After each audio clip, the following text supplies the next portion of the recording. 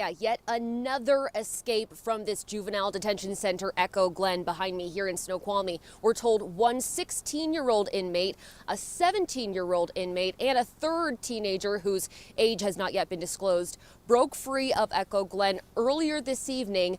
But just a short time ago, we learned that all three of them were found. And according to King County Sheriff's Office, they have since been rearrested.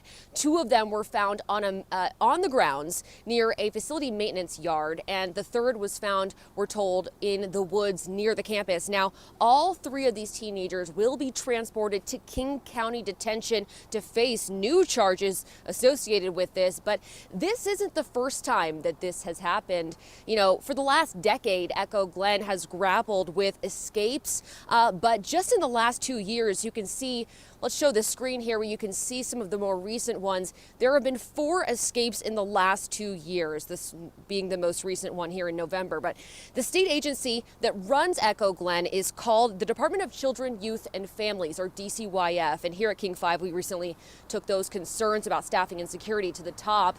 DCYF Secretary Ross Hunter told us they've since started requiring staff to lock up personal property, such as car keys, when on the job. Worth mentioning, too, that Echo Glen is surrounded by wetlands instead of a fence, but earlier this year, leaders with DCYF decided part of that funding will go towards building a fence around it. So we're told, however, that that's a complex process for a special permitting, so that has yet to be completed as of last month. We will continue to look into this escape and the questions associated with it as they investigate how this was able to happen. Reporting live in Snoqualmie tonight, I'm Maddie White, King 5 News.